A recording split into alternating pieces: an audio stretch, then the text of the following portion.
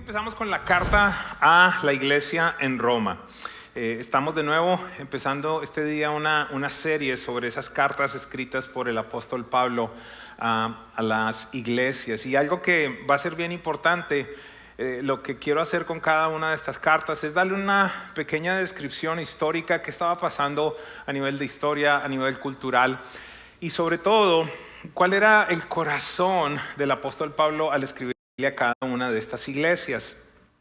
Hay una tendencia, una vertiente dentro de la iglesia de Jesucristo de pensar que la iglesia primitiva era perfecta, como que esa primera iglesia no tenía ningún tipo de líos, ningún tipo de situaciones, pero nos vamos a sorprender con todo lo que tenía que lidiar los apóstoles, no tan solo el apóstol Pablo, sino los otros apóstoles, con situaciones específicas dentro de la iglesia. Y después de eso, entonces, la idea es llegar hacia el final de cada una de las enseñanzas con algo que usted y yo nos podamos llevar, algo práctico, que podamos ver, ok, esto ha venido sucediendo y hay instrucción en la Biblia para sobrepasar, para conquistar estos retos que tenía la iglesia. Así que espero de nuevo que disfrutemos, que aprendamos y que también obviamente tengamos mayor conocimiento bíblico. La iglesia en Roma era única. ¿Por qué?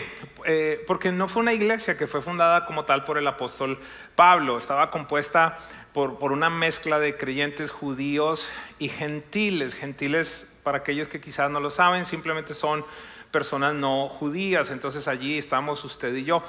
Usualmente estas iglesias estaban en ciudades con mucho comercio, ciudades que tenían personas que eran inmigrantes. Si acaso pudiéramos hablar como las cartas de una época como esta, seguramente el apóstol Pablo le escribiría a la iglesia en Miami, a la iglesia en Nueva York, a la iglesia en Londres, a la iglesia en Madrid. Me hago entender, donde hay ciudadanos de todas partes del mundo, judíos pero también no judíos. Y evidentemente entonces esto generaba, y lo vamos a ver en cada una de las ciudades, tensiones culturales, pero también tensiones teológicas, mucha idolatría, mucha brujería, muchas cosas que en medio de eso Dios empezaba a levantar estas congregaciones. Y entonces nos encontrábamos con iglesias que amaban a Jesús, evidentemente, que habían recibido el evangelio de salvación, pero al igual que sucede en estos tiempos, que podían en determinado momento traer costumbres, traer mezclas, aquellas cosas que conocí anteriormente. Entonces vengo ahora a la fe, pero quiero mantener las cosas del pasado. Eso, yo sé que eso no pasa aquí, ¿verdad? No, para nada. Para nada. Por ejemplo, aquí no hay nadie que tenga rosarios en la billetera, ni ninguna cosa de esas, ¿verdad? O santos en la casa. Estoy hablando de otros lugares, no se preocupe. Esta carta entonces la escribe el apóstol Pablo, ¿para qué? Para unificarnos en un solo evangelio. Y también la estaba escribiendo para preparar la visita que él estaría haciendo a la iglesia en Roma. Fue una carta escrita desde una ciudad, tuve la oportunidad de estar allí, una ciudad que una de las cosas que más me duele es que tuve la oportunidad de visitar Corinto, tuve la oportunidad de visitar Éfeso y ahora en ese lugar lo único que hay es ruinas. Y otra cosa que lamento mucho es que en las ciudades allí donde estoy, no más del 2% de la población es cristiana. Esto se perdió, esto simplemente ahí, como le digo, hay ruinas donde se habla de lo que sucedió. La iglesia de Éfeso posiblemente tenía unas 80,000 personas y encuentra uno allí en las piedras de la ciudad marcas, símbolos que nos dejan saber que allí existió una iglesia. De alguna manera es similar a lo que pasa en Europa cuando usted hoy va a las iglesias, y más que iglesias son simplemente museos. Y hay algo que nosotros necesitamos tener en mente, y es que no nos suceda lo mismo, que nosotros crezcamos, que la iglesia aquí en la ciudad de Miami sea poderosa. Vamos, que sea poderosa, que avance, que nuestros hijos y nuestros nietos tengan aún más pasión que nosotros por Dios. ¿Hay alguien que me sigue? El corazón de esta carta, la esencia de esta carta es una palabra que estaré utilizando varias veces el día de hoy, es la justificación. Diga conmigo justificación y repítalo aún más fuerte de nuevo, por favor. ¿Qué significa eso? La justificación es ese acto por el cual Dios, a pesar de tu pecado y de mi pecado, nos establece como rectos, sin mancha, justos delante de Él por medio de la obra de Cristo Jesús.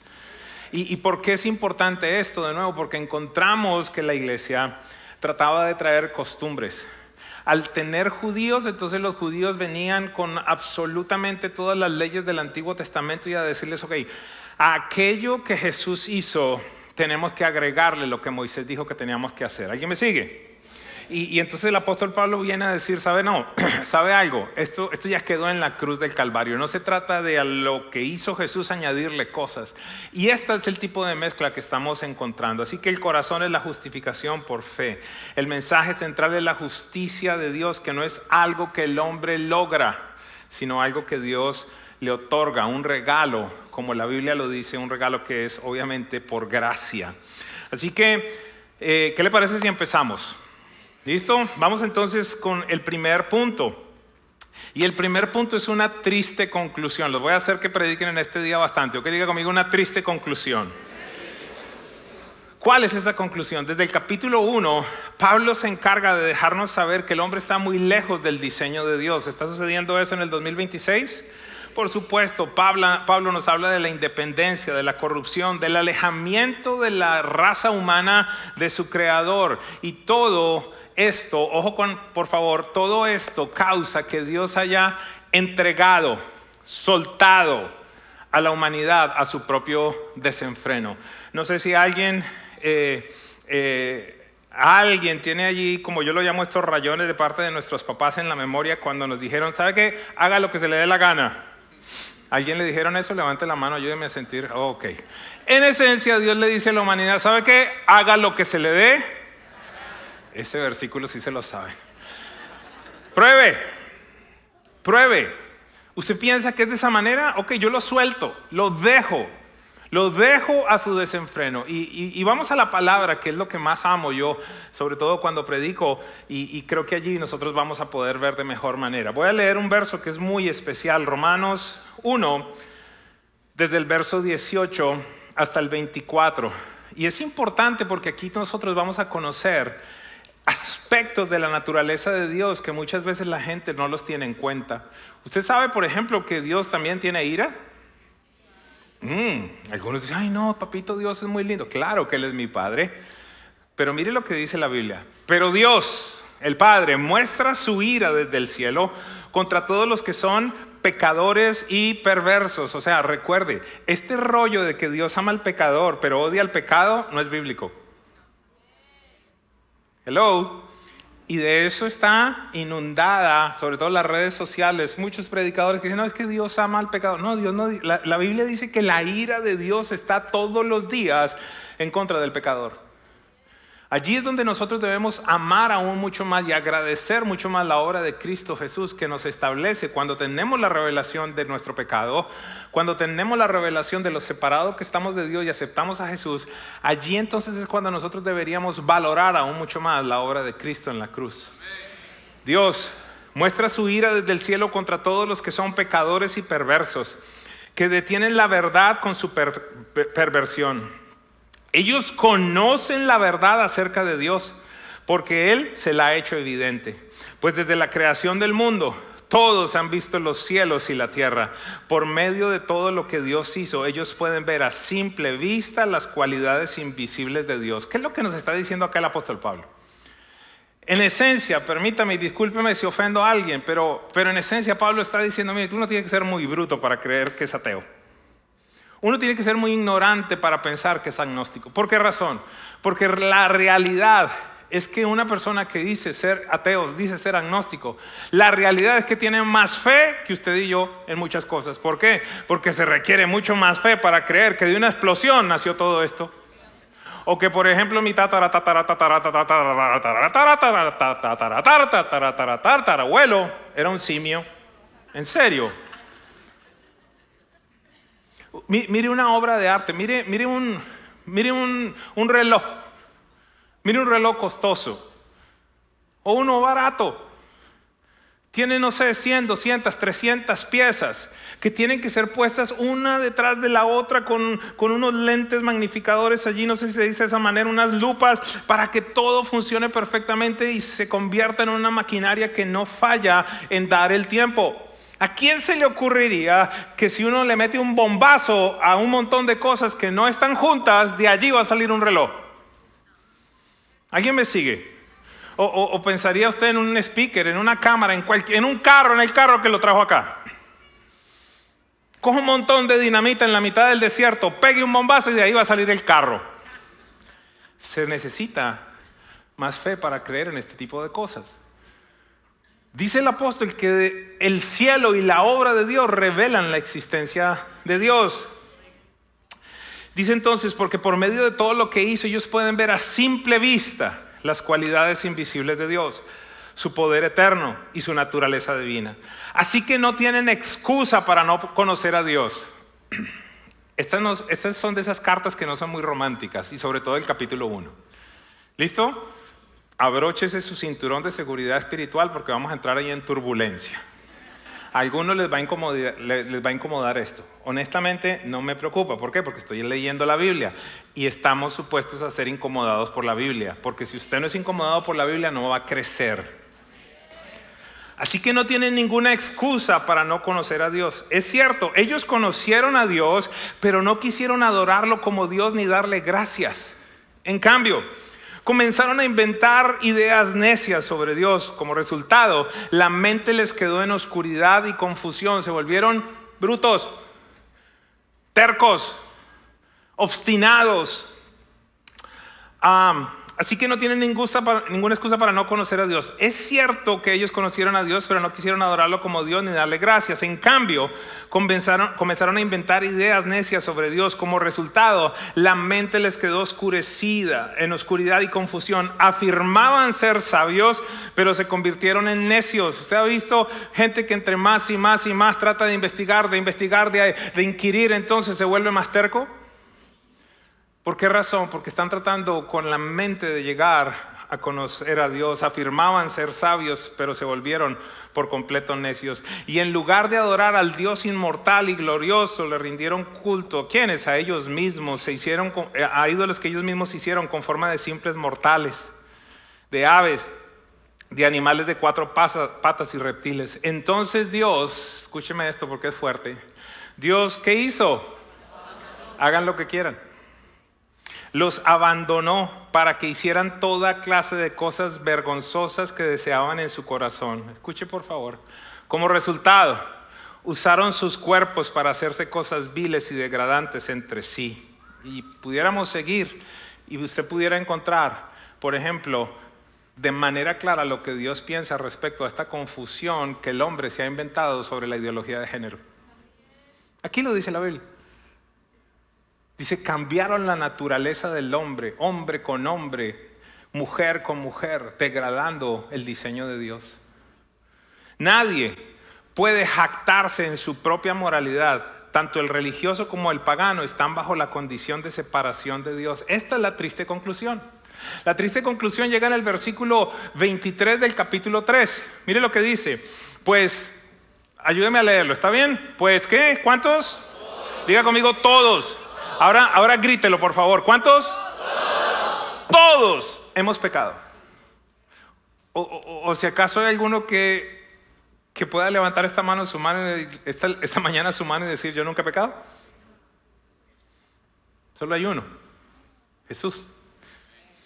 Pero a usted y a mí nos une este versículo con un propósito y más que con un propósito, con una triste conclusión. Pues todos hemos pecado, nadie puede alcanzar la meta gloriosa establecida por Dios. Otra versión antigua dice, porque todos han pecado y nadie puede alcanzar la gloria de Dios. Hace un par de semanas en nuestra noche con el Espíritu Santo utilizamos un ejemplo que quiero volver a usar en este día. ¿Por qué razón? Porque puede existir en medio de nosotros personas que se creen muy buenos. Es más, yo le planteo muchas veces cuando empiezo a hablar con ciertas personas que son gente con moral, buenos ciudadanos, gente de buena conducta. Quiero dejarles saber que muchas veces evangelizar a ese tipo de personas es más difícil. ¿Por qué razón? Porque ellos tienen fe en sí mismos. ¿Alguien me sigue? ¿Por qué razón? Porque no es este tipo de persona que haya sido un ladrón, un violador o alguien que secuestró. Es decir, en la mente humana categorizamos los pecados. Y es bien complejo. Entonces usted se encuentra gente que tiene un nivel de conducta adecuado, que ha sido un buen ciudadano. ¿Por qué razón? Porque en vez de descansar en Dios y en la obra de Cristo Jesús, ellos descansan en sus propias obras. Y el racionamiento que tienen muchas veces es que la verdad pues es que yo no he hecho nada incorrecto. La verdad es que yo no he matado, yo no he robado. Y ahí entonces es donde tenemos que ir a detalles más claros. Ayúdeme con el ejemplo, por favor, ¿lo tienen ya? ¿Algún día has mentido?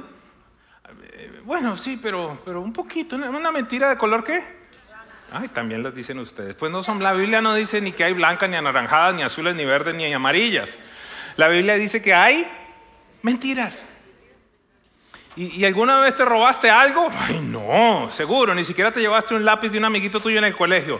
Ah, hermano, pero era pequeñito.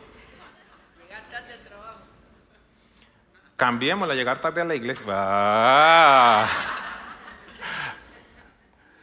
Y entonces dice la Biblia, por cuanto todos han pecado y no alcanzan la gloria de Dios. Y ese viernes entonces yo le decía, yo por aquí vi a un hombre bastante alto. ¿Cuánto mides tú? 2 metros. ¿Has jugado algo? ¿Jugaba? ¿Qué? ¿Básquet? Entonces saltas bastante. ¿Quieres venir a predicar conmigo hoy? Ven para acá un momentito. Porque es que hay poquito. Denle un aplauso fuerte. Muéveme esto segundo. Hay pocas veces que yo me siento bajito, así que tengo que aprovechar. Si viene rápido, no me pongo bravo. Listo, está bien. Al basquetbolista. Denle un aplauso al basquetbolista de nuevo. Mira que estás grande, man. Ok, quiero pedirte un favor. Quiero pedirte que te cuelgues del speaker, ¿está bien? Me dijiste que eras basquetbolista, ¿no? Pues ahí como la clavaras. A ver, dale ahí. No, pero yo pensé que... A ver, dale, te voy a dar 3 intentos. 3. Bueno, como somos una iglesia de gracia, 4, dale. Imagínate entonces que ese speaker representa nuestra reconciliación con Dios. Y dice la Biblia, por cuanto todos han pecado y no alcanzan, déjeme decirlo de esta manera, por cuanto todos han pecado y no alcanzan a estar en paz con Dios por medio de sus obras.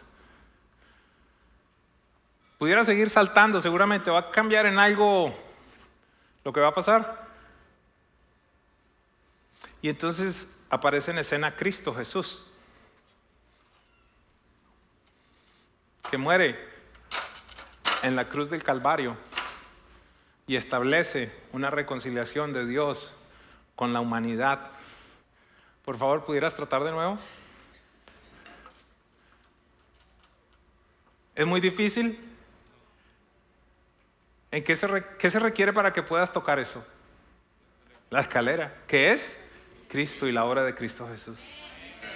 Entonces, gracias.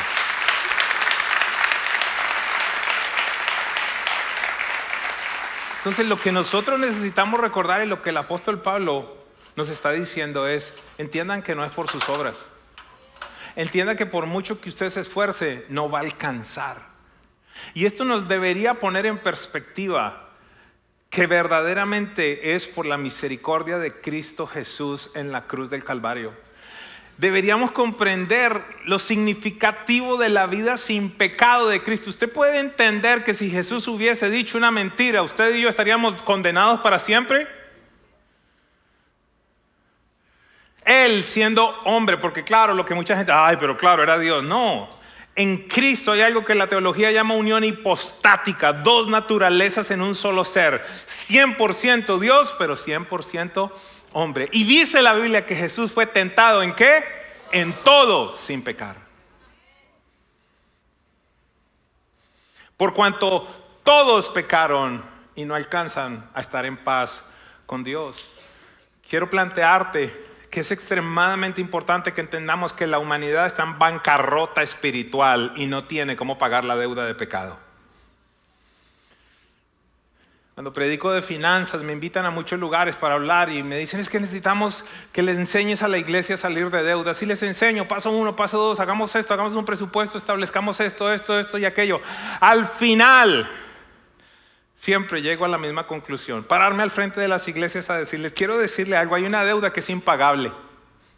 Y la gente está diciendo, ay, ¿será la de la hipoteca de la casa? ¿Será la del... ¿Cuál deuda será? Y le digo, es la deuda del pecado que tenemos con Dios. Esa deuda es impagable. No existe mérito humano alguno para que podamos estar en paz con Dios. Por eso Cristo Jesús. Y Pablo entonces le está hablando a la iglesia y le está diciendo toda su inmoralidad, todas las cosas que sucedieron. Ustedes se separaron de Dios, la humanidad entera se levantó ídolos. Empezaron con todo tipo de promiscuidad, todo tipo de locura. Gracias a Dios por Cristo Jesús. Él les quería dejar saber que literalmente por sus medios era imposible estar en paz con Dios. Punto número 2. Y aquí es donde vienen las buenas noticias, el regalo de la justicia. La justicia no se gana entonces, recuerde, mediante el cumplimiento de la ley ni por buenas obras. Necesito que me acompañe, diga conmigo, es un intercambio. Y esto es muy difícil muchas veces para nosotros. Y de manera particular quiero ser muy honesto para los latinos. ¿Por qué? Porque cuando a uno le ofrecen un negocio que se ve muy bueno, uno dice, ahí hay ¿qué encerrado? ¿No? ¿Qué dice? Ahí hay... Ese versículo también se lo saben. ¿Sí? Ahí hay gato encerrado. En Colombia, ¿qué dice? Eso tan bueno no dan...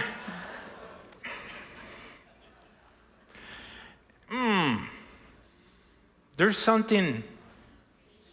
También se sabe en ese versículo en inglés, vea. Ahí hay algo que no me han contado. Entonces uno, no me cuadra, ese es otro versículo muy bueno. Y entonces uno viene y le dice a la gente, no, mira, es que no tiene que ver con lo que tú haces. Tiene que ver con lo que Cristo Jesús hizo. Y el milagro es este, que si tú confiesas con tu boca, creyendo en el corazón que Jesús murió, fue resucitado, serás salvo. Y dice, ¿y qué más tengo que hacer? Nada más. No, pero, ¿en serio? ¿En serio?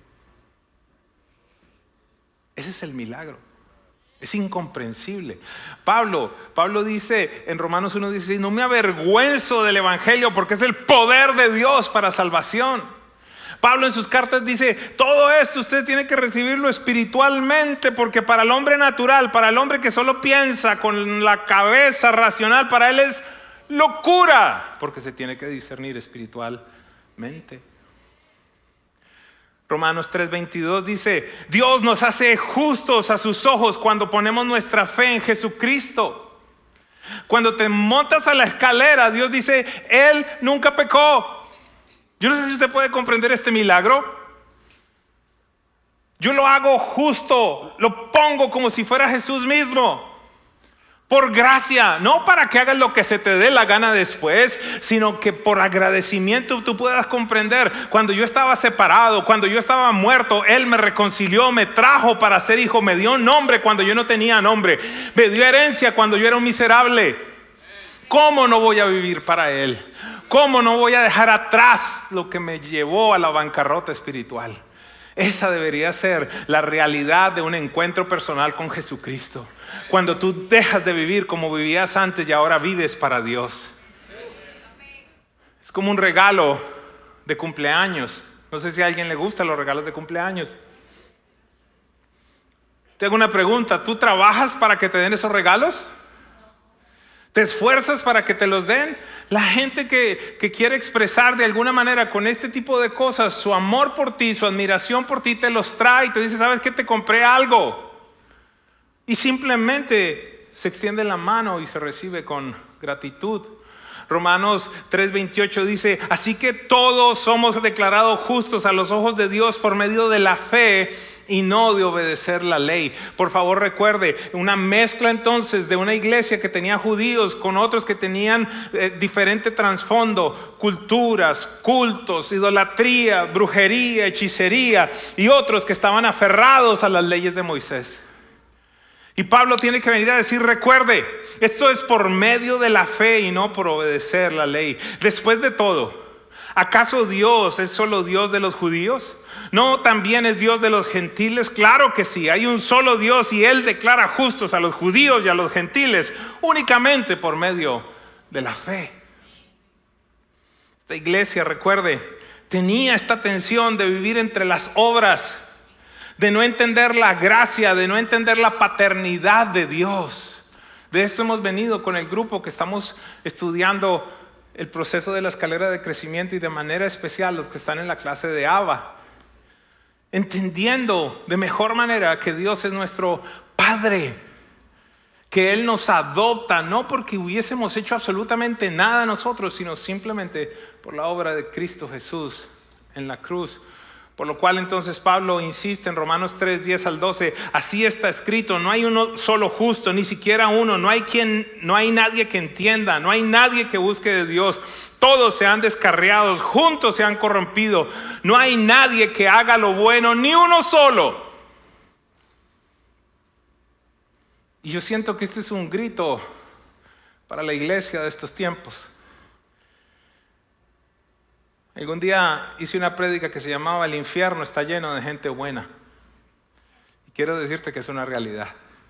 De aquella gente que piensa que por su moral, por sus buenas conductas, entonces están en paz con Dios. Dios dice desde el cielo, no hay nadie bueno, no hay nadie que haga lo bueno, no hay nadie que busca de Dios. Entiende que todo es por la obra del Espíritu. Por supuesto que como consecuencia de ese encuentro personal con Jesucristo, tú entonces empezarás a cambiar tus prioridades. Hágame un favor a alguien en este lugar. ¿Acaso no empezaron a cambiar tus prioridades cuando recibiste a Jesús como Señor y Salvador? No escucho a todo el mundo. ¿Acaso no empezó? ¿No empezó a cambiar algo? Si no empezó a cambiar algo, yo quisiera poner en tela de juicio tu salvación. Algún día escuché un predicador, y esto lo repito mucho porque creo que es un ejemplo excelente. Y créame que no estaba planeado. El ejemplo que este hombre ponía es, imagínese que usted tiene una cita con alguien y ese alguien le llega tarde. Preciso. Hey, nos vemos, vamos a la iglesia, ¿está bien? Sí. ¿A qué hora es la reunión? A las 10, listo, 9:50 estoy allí, 9:50, 51, 52, 53, 55, 10, 10 y 15, 10 y 20 y te llega. Oh, acá estoy. Llegué a tiempo, ¿verdad? 20 minutos tarde. ¿Por qué no se ríen? Y usted le pregunta a esta persona, mire, ¿y por qué llegaste tarde? No, es que imagínate, ahí en el Palmetto me atropelló un 18-wheelers. Me pasó por encima y por eso llegué tarde. ¿Tú qué le vas a decir? Ayúdame. ¿En serio? ¿Y qué te pasó? No, nada, salí, mira, nada. Ah, pero te atropelló una tractomula de esas, un carro de esos. Sí. Tú me vas a decir que tuviste un encuentro con el autor y consumador de la fe, con aquel que es la expresión exacta de la naturaleza del Padre, y sigues igual. Aquel que ha tenido un encuentro personal con Jesús es una persona que cambia para siempre. No instantáneamente, su espíritu sí, pero en su alma empieza un proceso que se llama santificación, donde tú dices, ¿qué hora? Ahora me meto el cigarrillo y me sabe a diablos. Y antes usted va a decir, ya no puede decir las mismas vulgaridades de antes. Alguien dígame algo, por favor. Y usted iba a criticar y ya como que sale, tan bonita tu camisa.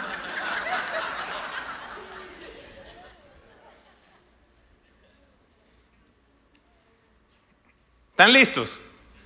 ¿En qué mes estamos? ¿Y qué pasó a mitad de esta semana? ¿Qué día era a mitad de esta semana? ¿El qué?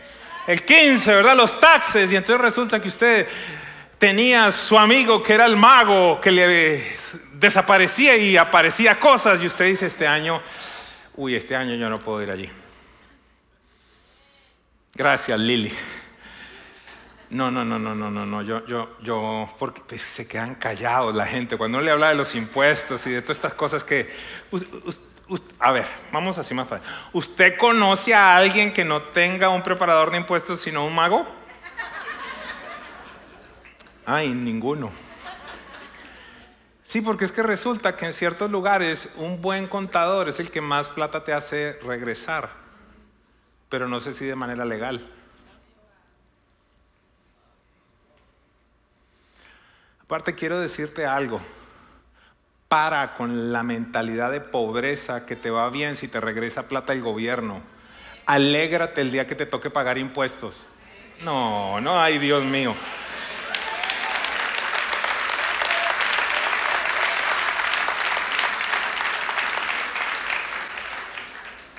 Vamos a ser claros, para mí no es deleitoso, pero yo digo, Padre, es porque me fue bien este año. Gracias por eso. Pero la mentalidad de pobreza, la mentalidad de limosna, ¿cuánto me van a devolver? Y si pongo más millas, y si pongo que tengo 3 hijos, y si pongo... Y entonces el apóstol en sus cartas dice, no reine pues más el pecado en ustedes. El apóstol dice, antes ustedes eran esto, pero ahora no, ya son hijos de luz. No me vengas a decir que tuviste un encuentro personal por Jesucristo y sigues traqueteando igual, chismeando igual, viendo las mismas cosas, diciendo las mismas vulgaridades, pensando las mismas cosas. Eso no es real. Y el día que te mueras no vas a ir al cielo.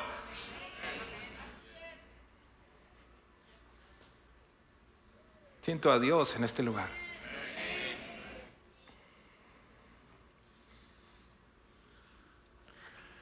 El día que estés delante de Él,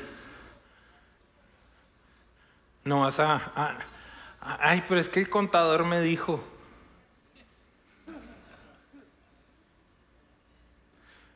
Pero es que me enviaban eso y por eso fue que nunca salí de esa adicción. Pide ayuda. Rinde cuentas. Salte de los chats. No vuelvas a entrar a esas páginas. Déjale ver a tu mujer lo que estás viendo. ¿Será que estoy hablando cosas de extraterrestres? Perdóneme. Estoy hablando de la vida de los hijos de Dios.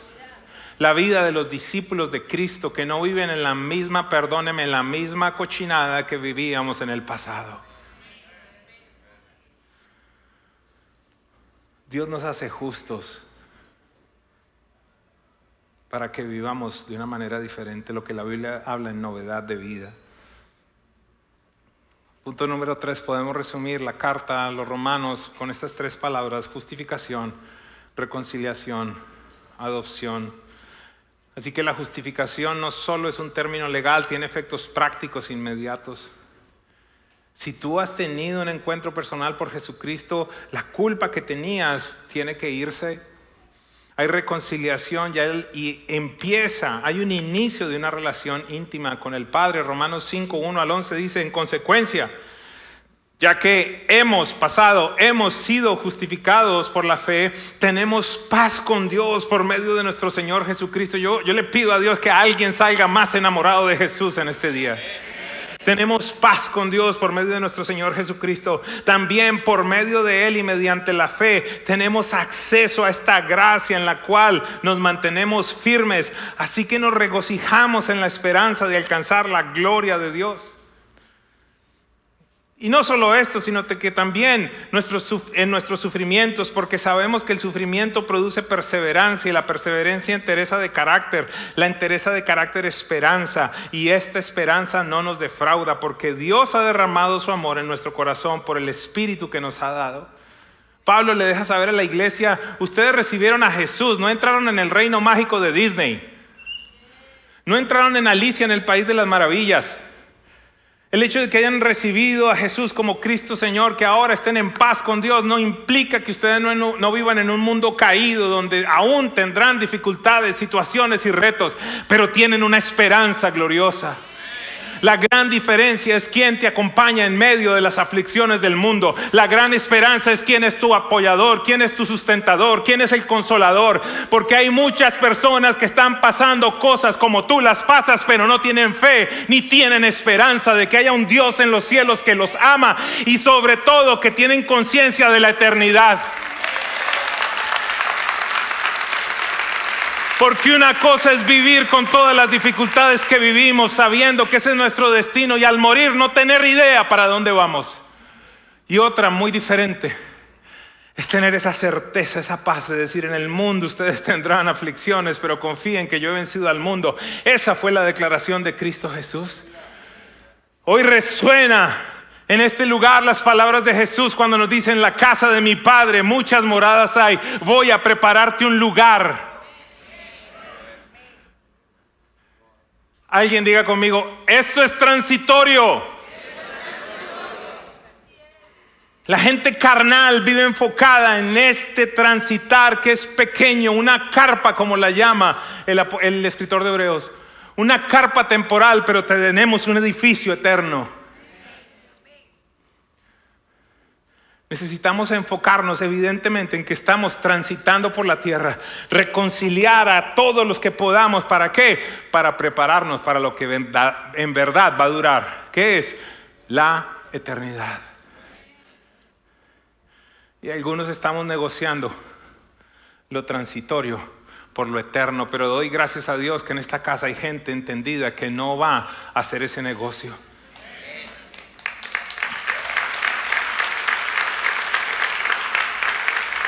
El verso 7 nos continúa diciendo: difícilmente habrá quien muera por un justo, tal vez alguien quien se atreva a morir por una persona buena.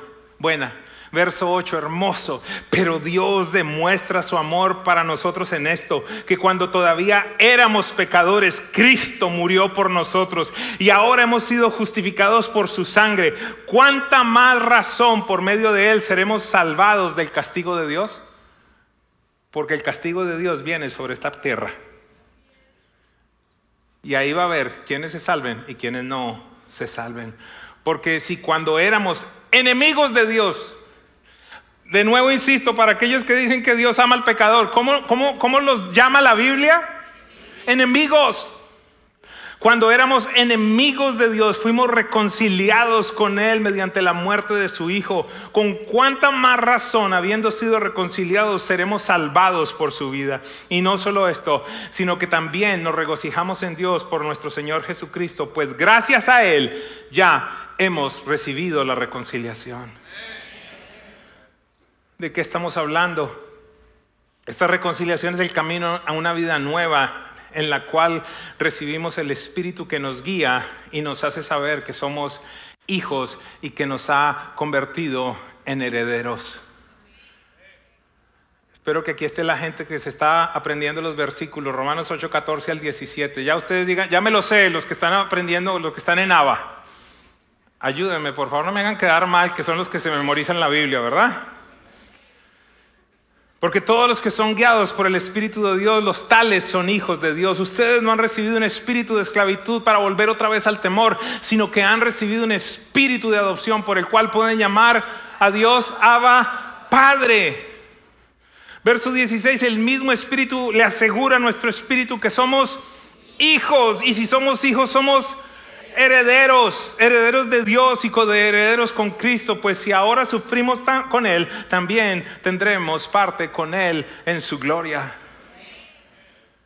Cierro este día recordándote: el cristianismo no se trata de el hombre tratando de alcanzar a Dios, en verdad es Dios acercándose a la humanidad, dando su gracia, dando su perdón, dando su favor, para que nosotros comprendamos lo alejados que estábamos. No tiene que ver con tus esfuerzos, tiene que ver con poner tu confianza en Jesucristo. Romanos 10, 8 al 13. Hacia el final de la carta el apóstol dice: ¿qué afirma entonces? La palabra está cerca de ti y la tienes en la boca y en el corazón. Esta es la palabra de fe que predicamos. A esto debería dedicarse la iglesia de Jesucristo. Esta es la palabra de fe que predicamos: que si confiesas con tu boca que Jesús es el Señor y crees en tu corazón que Dios lo levantó de entre los muertos, serás salvo. Porque con el corazón se cree para ser justificado, pero con la boca se confiesa para ser salvo. Así dice la Escritura: todo el que confíe en Él no será defraudado. No hay diferencia entre judío y los que no son judíos, pues el mismo Señor es Señor de todos y bendice abundantemente a cuantos lo invocan.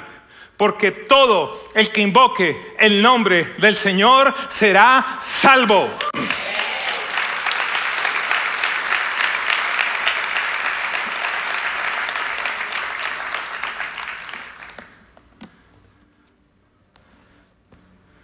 Usted se imagina cuando llegue este musulmán extremista,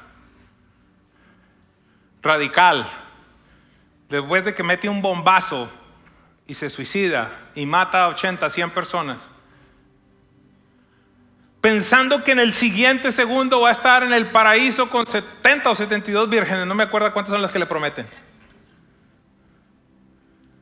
Y de repente el tipo lo que entra es en el infierno. Por eso la Biblia dice, porque Jesús no defrauda a los que ponen su esperanza en Él.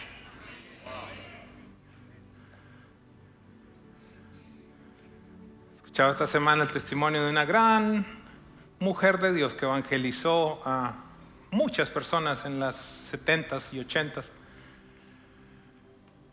Y llegó el instante en el que estaba por morir. Y trajeron a otro gran hombre de Dios que Dios utilizaba en sanidades, en milagros. Y entrevistaban a este hombre, Oral Roberts, que iba a orar, lo invitaron para ir a orar por esta mujer.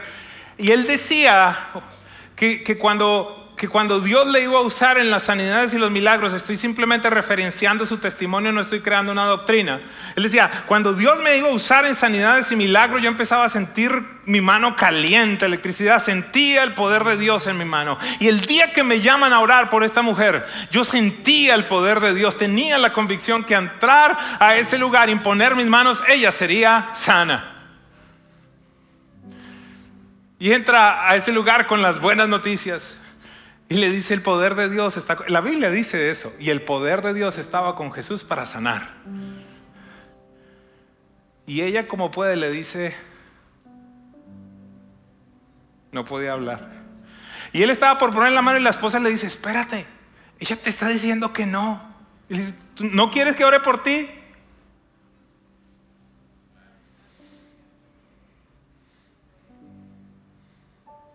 Los que hemos conocido a Jesús no tenemos miedo de la muerte. Sabemos que es un transitar. El apóstol Pablo dice, porque estar fuera de este cuerpo es estar presentes delante de Dios. ¿Cómo le vas a tener miedo a la muerte? Si hay alguien en este lugar que tiene miedo a la muerte, quiero decirte, posiblemente no eres salvo. Con esto yo no te estoy diciendo que yo soy un suicida. Con esto yo no te estoy diciendo que manejo como un loco para ver cuándo me muero. No. Tengo una asignación, tengo un propósito que creo que aún no ha terminado en esta generación. Necesito desocuparme, vaciarme de todo lo que Dios ha hecho para estar preparado para ese momento en el cual el Padre me llame a su presencia. Me acuerdo del pastor José Silva. Me decía tantas veces, es que aquí nosotros tenemos una visa temporal, mi ciudadanía es del cielo. Y él me decía, pero es que Dios me sigue estirando el caucho y nada que yo ya me quiero ir. 94 tenía.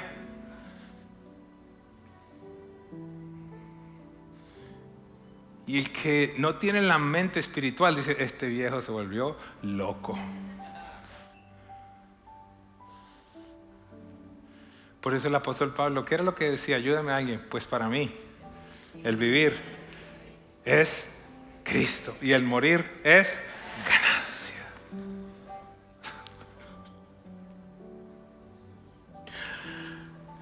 Es que cuando tú entiendes eso, no hay otra opción que vivir para Cristo.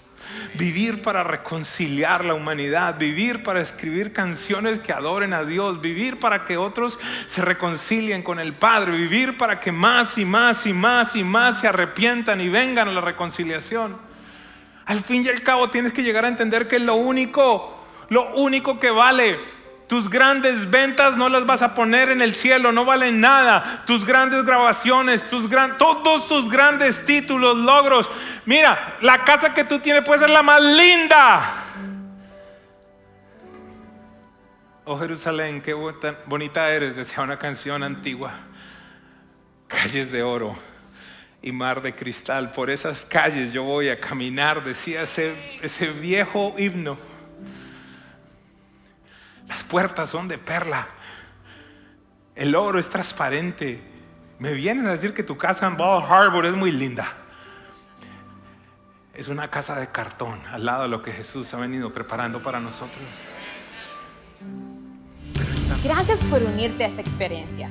Deseamos acompañarte a crecer en tu relación con Dios. Presencia Viva no es solo una cita los domingos. Hay mucho más que nos gustaría compartir contigo. Te invito a que te suscribas a este canal para recibir notificaciones cada vez que publiquemos algo nuevo y que navegues nuestra página web. Si hoy tomaste la decisión de seguir a Cristo, cuéntanos, escanea este QR en pantalla. Nuevamente, gracias por compartir este tiempo con nosotros.